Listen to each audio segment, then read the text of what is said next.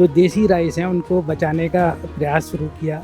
सबसे पहले काला नमक राइस था, उसको हमने काफ़ी प्रमोट किया है और उसको मार्केट तक ले गए हैं। HSN कोड इंटरनेशनल होता है, वो बनाना भारत के हाथ में नहीं होता, वो अंतर्राष्ट्रीय संस्थाएं बनाती हैं। शॉर्ट ग्रेन एरोमेटिक राइस की भी कैटेगरी बने तो ये सारों का भी एक्सपोर्ट हो सकता है। कहीं ना कहीं जो हमारी देसी चावल थे जो हर राज्य के थे सारे जो हैं छुपे हुए हैं। इसको मार्केटिंग इसी साल शुरू किए हैं और लगभग हमारा 1.2 करोड़ के आसपास टर्नओवर हुआ है। नमस्कार, गांव जंक्शन पे आज हम आपको एक एक्स साइंटिस्ट यानी भूतपूर्व साइंटिस्ट से मिलवाने वाले हैं जो आज की डेट में किसान है। अपनी अर्ली रिटायरमेंट ले ली, 26 लाख की नौकरी छोड़ करके जो पैशन था उसे फॉलो किया। जुनून है अपने देसी बीजों को आगे बढ़ाने का, वो भी चावल के क्षेत्र में, धान के क्षेत्र में। मिलिए मंजुल प्रताप सिंह जी से। धन्यवाद। बहुत स्वागत है गांव जंक्शन पे आपका। नमस्कार। बचपन से ही मैं खेतों में रहा, मेरे पिताजी भी राइस ब्रीडर थे और हम राइस में ही काम करते रहे। कहाँ से? बनारस की बात कर रहे हैं? गाँव बताएं अपना।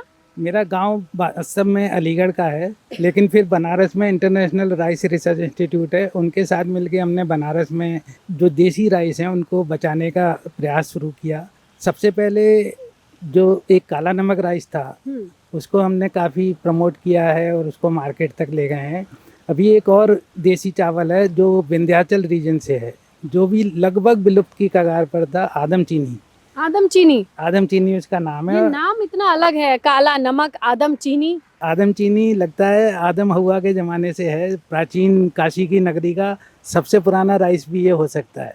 और आदम चीनी बड़ा ही स्वादिष्ट और है और लगभग विलुप्त के कगार पर था। इसको अब GI टैग मिल गया है और हम इसको भारत में मार्केट भी कर रहे हैं और धीरे धीरे इसको प्रचार भी कर रहे हैं। हमारा एक कोलैबोरेशन भी चल रहा है बनारस हिंदू यूनिवर्सिटी के साथ, जिसमें 26 हमने अभी वैरायटी लगाई हैं और हमें बड़ी जल्दी उम्मीद है कि ये एक अच्छी वैरायटी आदम चीनी की बन के आएगी, जो पुरानी वैरायटी से करीब 1 महीने अर्ली होगी और करीब 1 फीट छोटी हाइट की होगी और उसकी उपज भी पिछली से 25-30% ज़्यादा होगी। और हमें उम्मीद है कि ये विलुप्त होता हुआ चावल फिर से सर्वाइव करेगा और फिर से लोगों तक पहुंचेगा। बासमती भी एक ज़माने में बड़ा देसी था और बहुत तरह के बासमती थे, रणवीर बासमती, तरावड़ी बासमती, देहरादूनी बासमती, करनाल बासमती, लेकिन वो सब विलुप्त हो गए और फिर नई वैरायटियां आ गई जो आजकल चल रही हैं हाई यील्डिंग, और धीरे धीरे वो 70 से 75% और भी ज़्यादा मार्केट में चला गया। तो अगर आप किसी मॉल में या किसी शोरूम में जाएंगे तो आपको मेजर सेगमेंट जो है बासमती का ही मिलेगा। तो कहीं ना कहीं जो हमारी देसी चावल थे जो हर राज्य के थे, कि केरल में निवारा है, उड़ीसा में अपना है, बंगाल में गोविंद भोग है, अपने गुजरात में कृष्ण कामोद है, चंदनूर मध्य प्रदेश में है, हमारे ईस्टर्न यूपी में काला नमक है, बिहार में कतरनी है।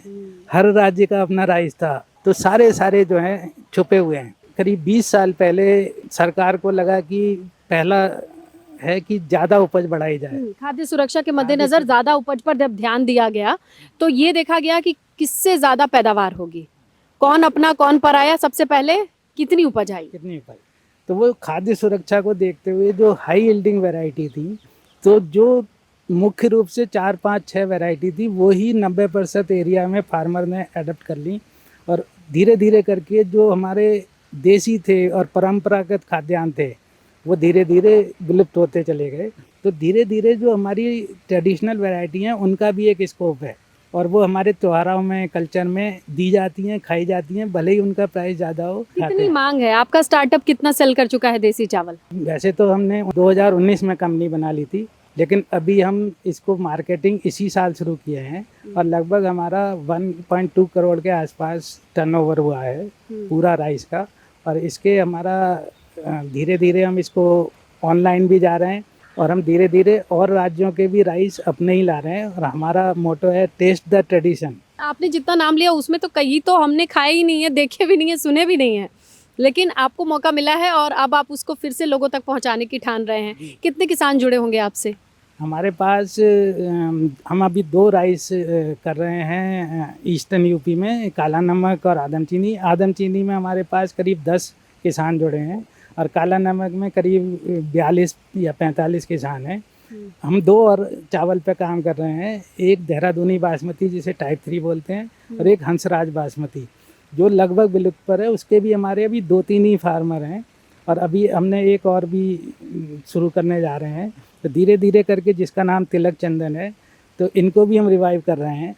और हमने उत्तराखंड में भी जो लाल धान है उस पर काम शुरू किया है। छत्तीसगढ़ में हम जो है जीरा फूल पे काम कर रहे हैं, दूबराज पे कर रहे हैं, महाराष्ट्र में अम्बे मोहर पर कर रहे हैं। और हमारा उद्देश्य है कि भारत के सभी राज्यों के जो जीआई टैग राइस हैं उनको हम आगे बढ़ाएं और जन जन तक पहुंचाएं। क्या कीमत रहती है इनकी? किसान से लेते हैं तो जनरली जो हमारा मोटा धान है उससे दुगनी रहती है धान की कीमत। दोगुनी रहती है? हाँ, इसमें एक और बात भी है कि ये जो परंपरागत धान है इसमें पेस्टिसाइड वगैरह या खाद कम पड़ता है और ये नेचुरली तरीके से बोए जाते हैं, तभी तो उपज कम होती है। उपज कम होती है। लेकिन फिर भी अगर इनको थोड़ा वैज्ञानिक तरीके से और किसानों को शिक्षित किया जाए तो वो सफल हो सकते हैं, क्योंकि बासमती भी एक ट्रेडिशनल राइस ही है जो एकमात्र है जिसको भारत ने पहला जीआई टैग दिया और वो अब करीब 50,000 करोड़ का एक्सपोर्ट हो रहा है और 1 लाख करोड़ का लोकल मार्केट है। तो बाकी राइस में भी बहुत स्कोप है, लाखों करोड़ों का स्कोप है। तो सिर्फ बासमती ही नहीं, नॉन बासमती और कई और वैरायटी में भी वो पोटेंशियल आपको लगता है? क्योंकि पहले बासमती भी इन्हीं राइस की तरह इतना ही उपज देते थे और उनका भी यही प्रॉब्लम थी जो इन राइस की है। राइस अगर आप फ्यूचर देख के बताएं 10 साल के बाद या 5 साल के बाद बासमती के पैरेलली या बासमती के बराबर कौन सा ऐसा चावल है जो इंटरनेशनल मार्केट पे भारत से छा सकता है? अगर हम देखें तो हर राज्य का कम से कम एक चावल ऐसा है जो लोग पसंद करते हैं और छा सकता है। एग्जाम्पल के लिए हम कह सकते हैं कि काला नमक उत्तर प्रदेश से है, गोविंद भोग बंगाल से है, कतरनी बिहार से है। तो ऐसे ही हर राज्य के चावल सफल हो सकते हैं। राइस का जो एक्सपोर्ट होता है उसका जो HSN कोड इंटरनेशनल होता है वो बनाना भारत के हाथ में नहीं होता, वो अंतर्राष्ट्रीय संस्थाएं बनाती हैं। तो भारत में खाली बासमती का कोड बना है, मोटे चावल का बना है और ब्रोकन राइस का बना है, बाकी राइस का अभी तक नहीं बना। शॉर्ट ग्रेन एरोमेटिक राइस की भी कैटेगरी बने तो ये सारों का भी एक्सपोर्ट हो सकता है। चलिए, अगर आपको भी अपने किसी क्षेत्र का देसी चावल याद आ गया हो, आप जहाँ से हैं, तो आप फटाफट कमेंट करके बताइए कि आपके क्षेत्र में कौन सा लोकल चावल है। अगर आपने नहीं खाया तो अपने बड़े बूढ़ों से पूछिए इसी बहाने कि उन्होंने अपने बचपन में चावल की कौन सी वैरायटी खाई और उगाई थी। अगर वीडियो पसंद आई हो तो लाइक कीजिएगा। गाँव जंक्शन के लिए मैं स्नेहलता। गांव जंक्शन को सभी सोशल मीडिया प्लेटफॉर्म्स पर फॉलो करें। व्हाट्सएप चैनल और जीमेल आईडी पर भी संपर्क साध सकते हैं।